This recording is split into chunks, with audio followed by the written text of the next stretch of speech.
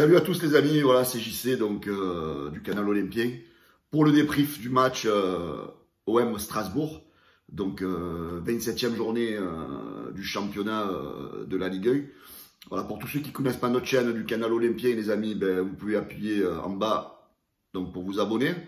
Vous savez que chez nous on fait des débriefs, on fait des lives, des avant, des after et bientôt on fera même le commentaire des matchs, donc on vous expliquera tout ça dans les prochains jours. Comment ça va fonctionner. Voilà mon débriefing du match à moi, comment je l'ai vu. Donc hier soir tu as la possibilité encore de te créer un matelas parce que Monaco perd, tu avais possibilité en cas de victoire de les mettre à 7 points. Tu as toujours Lens qui est à ton cul, hein, qui était à 1 point je crois avant le match, à 1 point. Et donc tu accueilles Strasbourg. Donc club normalement qui est à ta portée, hein, sans leur manquer de respect. Tu joues devant 65 000 dans ton stade, normalement, on va dire que tu avais tous les ingrédients pour te mettre à l'abri sur cette 27e journée. Voilà. Donc Tudor fait une équipe assez classique, assez courante, on va dire. Hein, voilà, donc il choisit de mettre Balerdi en défense parce que Gigot est un peu à court.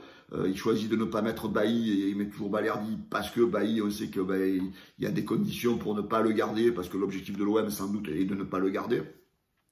Donc voilà, le match débute. Donc notre Olympique de Marseille, on voit dès le début avec malheureusement tu te fais balader.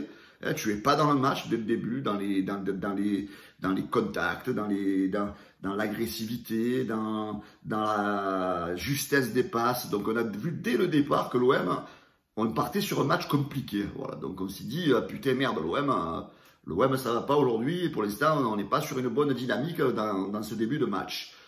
Il arrive à la 29e minute, la bourde de Balerdi, hein, donc en tant que dernier défenseur, même si la faute est légère, parce que c'est vrai que moi je trouve que c'est quand même assez sévère, parce que il ne pousse pas, juste il touche, le joueur, bien sûr, le joueur de Strasbourg en profite. Et c'est normal, Balerdi tu as fait une erreur de gamin, hein, de minot. L'arbitre, justement, vu que tu es le dernier défenseur, te met un carton rouge. Donc voilà, donc du coup, on se retrouve à 10 contre 11 dès la 29e minute. De suite, voilà, on se dit que ça va devenir un match vraiment très compliqué. Surtout que Strasbourg nous domine. Rien que sur la première mi-temps, ils ont frappé 12 fois au but. Nous, je crois qu'une fois même. Voilà, on se dit, putain merde, sur cette première mi-temps, le mot qu'on se dit, c'est qu'on s'en sort bien. Parce que c'est vrai, bon, tu joues à 10 contre 11, après le match, c'est pas le même. Balerdi, je te défends, souvent, mais là, à ce moment, c'est vrai que tu les accumules. C'est vrai que tu commences un peu à montrer peut-être certaines limites. Donc Balerdi, je pense que Tudor, il est temps peut-être maintenant de mettre un peu Balerdi sur le banc et de voir comment ça se passe sans lui, parce que là, ça commence à s'accumuler, on va dire. Voilà, hein. Donc je vais parler calmement, posément, je ne vais pas gueuler dans le débrief, parce que ça ne sert à rien de gueuler, malheureusement. Moi, je gueule surtout quand il y a des injustices au niveau de l'arbitrage. Donc, tu rentres au vestiaire à 0-0. Donc, deuxième mi-temps, tu te dis, allez, ça va être encore dur, hein, parce que bon, Strasbourg, quand même, ils doivent mener au score à la mi-temps. Et par l'effet de jeu, tu te retrouves, tu ouvres le score sur un super coup franc de Malinowski, donc repoussé par le gardien, et Chancel Benba, il est là, tu ouvres le score, 0. Derrière, tu obtiens un penalty, Sanchez, il le concrétise, tu mènes 2-0, tu te dis, putain, à 10 contre 11, on ne s'y attendait pas, on mène 2-0, et il reste quoi, une dizaine de minutes à jouer, tu mènes 2-0, mais c'est quand même compliqué, hein, parce que Strasbourg a quand même des occasions, hein, sur l'ensemble du match, ils ont quand même tiré 24 fois au but, toi 7 fois, ils ont eu 60% de possession, donc voilà, sur l'ensemble du match, qui a quand même été dominé, hein, voilà, on va dire que cette réduction de l'OM à 10 a quand même porté un avantage aux Strasbourgeois, et c'est vrai qu'on s'est compliqué le match avec cette expulsion de Balerdi. Donc Tudor, qu'est-ce qu'il fait? Il se dit, allez, il reste 10 minutes à jouer, je vais essayer un peu de serrer le jeu.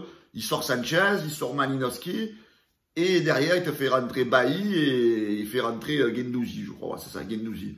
Et là, on dirait que l'équipe, elle a été bouleversée, c'est-à-dire qu'ils ont perdu leur repère. Les Strasbourgeois, ils en ont profité. Et en 2 minutes, tu te fais accrocher, tu peux même perdre le match. C'est-à-dire que le joueur de Strasbourg, je ne pourrais pas te dire le nom parce que je m'en branle, je ne le connais pas, mais le mec, il met 2 buts fantastiques, on va dire. Donc le premier but, une reprise un peu piquée, là, qui lobe Paul Lopez. Et le deuxième but, surtout, je veux dire, le mec, il va frapper 1000 fois, il va le mettre une fois. Et il a mis hier soir, quoi. Il a mis 2-2. Derrière, il a même la balle du 3-2 que Paul Lopez est allé chercher.